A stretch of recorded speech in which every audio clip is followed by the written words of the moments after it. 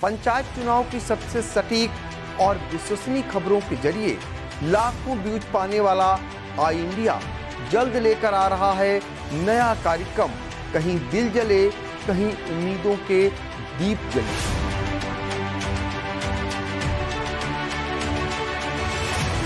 जिन बहनों भाइयों ने आई इंडिया को सब्सक्राइब अभी तक नहीं किया है, वह जल्द कर लें।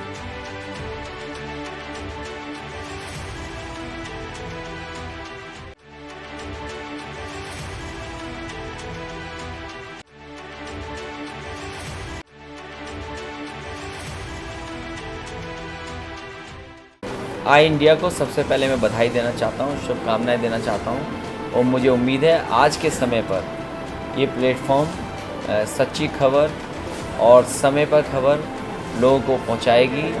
वहीं जो सच्चाई के साथ पहुँचाया जा सकता है, क्योंकि बहुत सारे सवाल आज मीडिया पर उठ रहे हैं। मीडिया की सबसे बड़ा सवाल क्रेडिबिलिटी का है और मुझे उम्मीद है आई इंडिया चैनल आपका क्रेडिबिलिटी के साथ ईमानदारी से सच्ची खबरें जनता तक पहुंचाएगी। समाजवादी पार्टी की सरकार बनी तो शिक्षकों की पुरानी पेंशन बहाल होगी। शिक्षा मित्रों का शिक्षक पद पर समायोजन होगा। समय से उनको वेतन दिया जाएगा। ये बात समाजवादी पार्टी कार्यालय पर आयोजित गोष्ठी को संबोधित करते हुए समाजवादी शिक्षक महासभा के प्रदेश अध्यक्ष झांसी एमएलसी डॉक्टर मान सिंह यादव ने कही। उन्होंने कहा कि भाजपा सरकार में किसान बेहाल है, युवाओं को रोजगार नहीं है, महंगाई चरम सीमा पर है।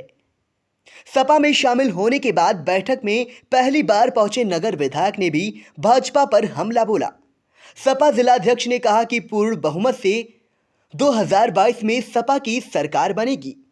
हर गांव की सपा नेत्री ने भी एमएलसी का पुष्प गुच्छ देकर स्वागत किया। वह 2022 में अखिलेश यादव को मुख्यमंत्री बनाने की बात कही।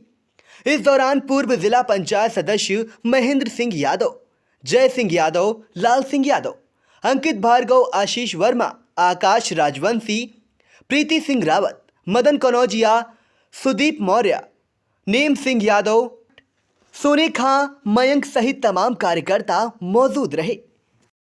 और पूरे सार्वजनिक संसाधनों को, चाहे वो बीएसएनएल हो, चाहे रेलवे हो, चाहे एयरपोर्ट हो, चाहे शिक्षा हो, सब निजीकरण के हाथों में। तो आज संवाद इसी विषय पर होगा कि क्या भारतीय जनता पार्टी की जो करतूतें हैं आम जनता तक कैसे उसे पहुंचाने का कार्य किया जाए। और समाजवादी पार्टी की सरकार ने माननीय अखिलेश यादव जी के नेतृत्व में जो विकास के कार्य, जो जनहित के कार्य किए गए थे, किस तरह उन्हें जन जन तक पहुंचाया जाए, इसी विषय पर कार्यक्रम में आया।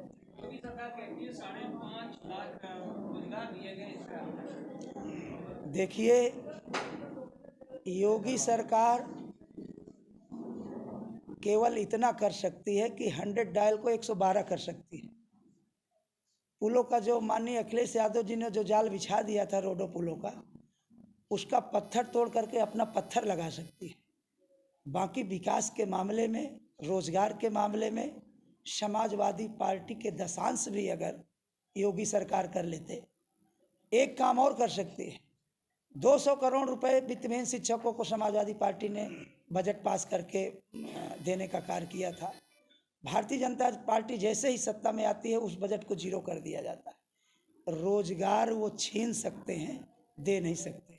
एम्बुलेंस के कर्मी जो आपदा के समय हमें आपको हॉस्पिटल तक पहुंचाते थे, आज जाकर के उनकी हालत देखिए, उनको नौकरी से निकाल दिया गया। गुनाह उनका क्या था कि वो वेतन की मांग कर रहे थे। तो ये नौकरी छीनने का काम करते हैं, देने का काम नहीं करते। इसके बारे में समाजवादी पार्टी के राष्ट्रीय अध्यक्ष माननीय अखिलेश यादव जी विभिन्न मंचों में बोल चुके हैं कि समाजवादी पार्टी की सरकार आएगी तो उन शिक्षा मित्रों को समायोजित किया जाएगा।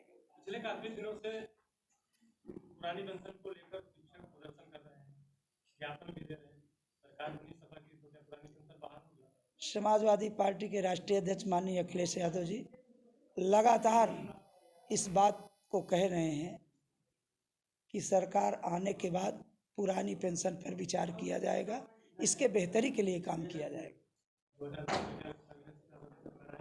100% जनता ऊब चुकी है।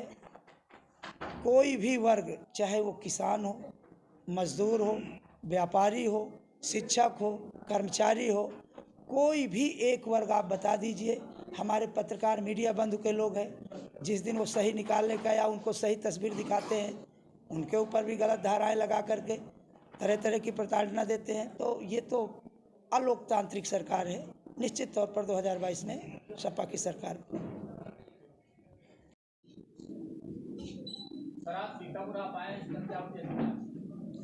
समाजवादी पार्टी के द्वारा ये कार्यक्रम जारी किया गया है कि बूथवार शिक्षकों की भूमिका संवाद से समाधान की ओर। तो जो ये शिक्षक हैं, ये इस विषय पर संवाद करेंगे कि क्या कारण है कि भारतीय जनता पार्टी जब सत्ता में नहीं थी तो इन्होंने कहा कि डीजल और पेट्रोल के दाम हम आधे कर देंगे। तो संवाद इस विषय पर होगा कि क्या 30 रुपये लीटर डीजल बिक रहा है।